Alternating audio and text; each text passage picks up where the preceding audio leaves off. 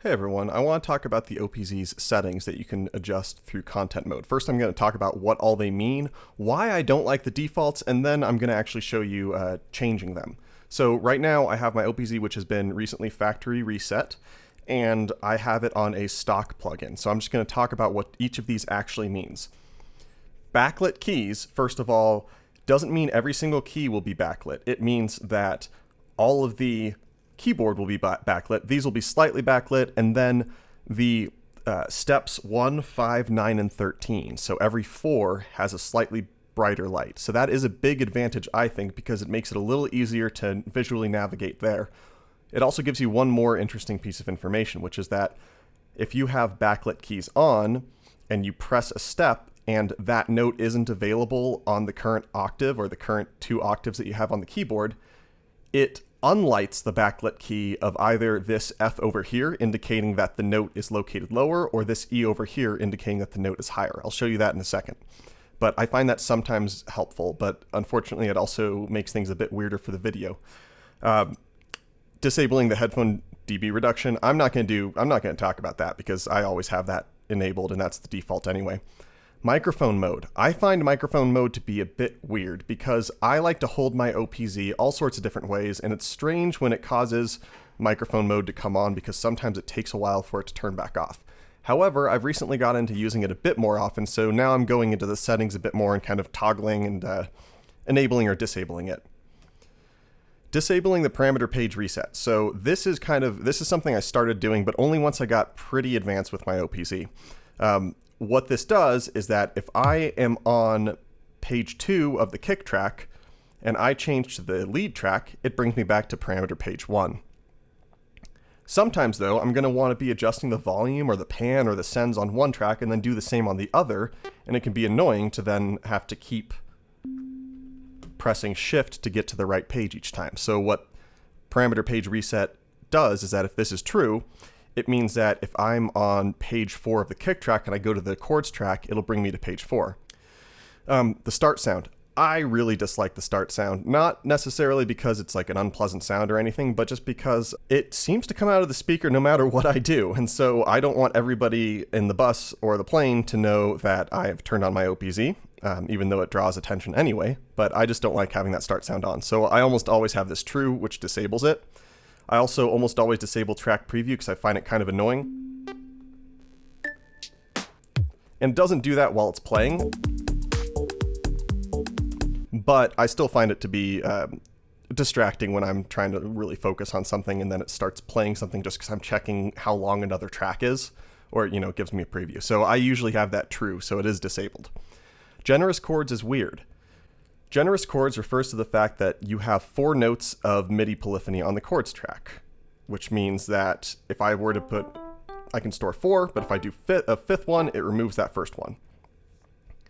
This is still true for generous chords. The only difference is that if I have 4 on this step and 2 here, while the MIDI won't be overlapping, the engines can be overlapping on the OPZ. So it'll continue playing these 2 notes on top of these. So you can have up to 6 notes played by the chords track engine, but again, doesn't change the MIDI polyphony. I go back and forth on whether or not I have that true. I don't really care about that one. Latch notes with shift. I went back and forth on this a lot because I had originally latched notes accidentally, but now I'm realizing it's kind of hard to do that, and I'm definitely seeing the utility in being able to latch something. Okay, I'm actually just going to show you an example for that later, but right now we don't have latch notes with shift enabled. We do have temporarily, it says Temp Param add effects A, and what that means is that if I'm holding shift and moving one of these knobs, so if I have this C chord playing, it'll temporarily change the sound. And as you might be able to hear, there's a delay that it's adding to it too. And then it continues that afterward. And that can be nice. That's a really cool way of transferring effects. The problem I run into, though, is that I don't always have delay on effects 1. So if I have something else,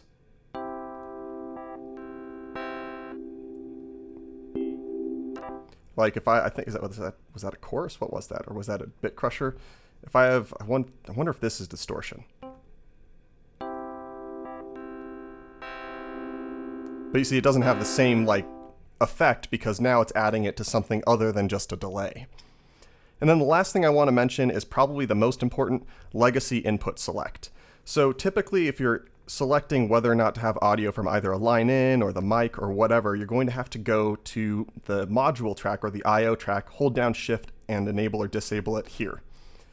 Legacy input select lets you change those from any page by holding down the project button, at which point it will show you how charged your OPZ is, and it will give you that same ability to turn on and off the different inputs. So let me show you how you would actually change these and then what they look like once they're adjusted a little bit more to my personal preferences. So first I'm going to shut off my OPZ, turn it back on in content mode. Then I'm going to find my USB-C to A cable. Okay, one of the joys of ADHD is playing hide and seek with yourself. Well, not hide and seek, but scavenger hunts with yourself, treasure hunts. Okay, so I'm going to go ahead and plug this in. Oops, it was the wrong way. And here we go. Okay, so once we reorient the screen, oh, come on. There we go. I'm going to change these settings by going to config and then going to this general file. And you can just open it up in any text editor as long as it saves it with the same name, including the same extension. So here, let me turn on. Oh, geez, this is going to take a bit just because I don't like typing like this. So I'm going to turn this to true. I will disable. Yeah, let's see. Let's just put it onto what I enjoy, what I usually do. So here we go. Not Z true. True. The problem is I change almost all of them. Okay, so true. For the sake of demonstrating, we've got true. We'll turn on latching the notes. Legacy input select will be true.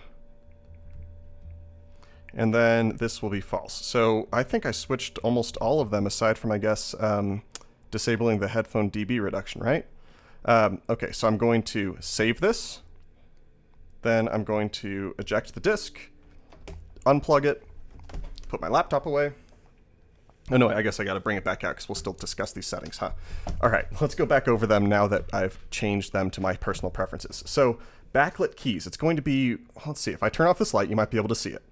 So what you can see here is that it does highlight 1, 5, 9, and 13 for you. And if I go to, like, let's say I put a chord here, and then I go to a different octave and I hold this, you can see that it's telling me, oh, it's further this way. And so I can let go, hit minus, try it. Oh, it looks like there is a note there, but there's even more further down. And similarly, if I go here, oh, it won't. If I go too low in the octave, it'll indicate that the notes, that trigger has notes higher up by unlighting that backlit key. So I do kind of appreciate that. I wish that there was some easy way of having a backlight that let you see these icons, but I guess that's good enough. Microphone mode, it's not happening anymore, which is great, but I can still turn on the mic from there thanks to legacy input select. I could just do this. I just hold this down and it's just the exact same as before. You can even turn it on to monitor mode here. And you can still access it through the IO track as well. But now I just find it a lot easier because you can be in the middle of playing on another track and enable or disable these inputs, and I just find that tremendously helpful. Okay, so next up, let's talk about the start sound. That obviously wasn't on parameter page reset. So this is what I was wondering about before. So let me just show you. If I am here adjusting the level or adjusting the effects send of the bass, I can go to the chords track, and it's already on page 4, and I can tell that by the lights here, or I can hit shift and then realize, oh, it was on page 4 before. So that I find to be very helpful. But let's see what happens if I go to page 4 on the chords track, and then I switch to effects 1, which only has 2 pages. It brings me back to page 1. If I go to page 2, then it brings me to page 2. But anything past page 1, I think will bring me just to, anything past page 2 will just bring me back to page 1 on any track that doesn't have 4 pages. So hopefully that makes some sense to you. The inverse isn't true, though. If I go here and I go to page 2 on effects track 2, I go to the chords track and it'll take me right to page 2. So just hopefully that makes some sense. I find it a little more intuitive, though I do admit I sometimes get lost as well. and I find myself pressing shift just to check where I am. So that's the first about half of these. Track preview is now disabled, which is just my own personal preference. Let me show you what I mean by that generous chords. So let me do that example I did before. Oh, why can't, oh, it's because the volume's off. Yeah, it's way too low now. Okay, so I've got a C major here. And actually, let me do 4 notes here, so let's just make that a C major 7. And let's just add like a, I don't know, a C and a C down here. So as you might be able to hear, it played all 6 of those notes, but it can't have both of these steps together. Like, it couldn't send all 6 of those at once. And it only works for the OPZ's internal engines for that generous chords, and again, only on the chords track. So I do find that helpful sometimes, but more often than not, I'm using the chords track for an external instrument, so this isn't as useful for me. Latch notes with shift. So I initially didn't like this, but I have found it to be very useful. The way that I remember how to do it is right, left, right, left. So I go right, and I play what I want to play.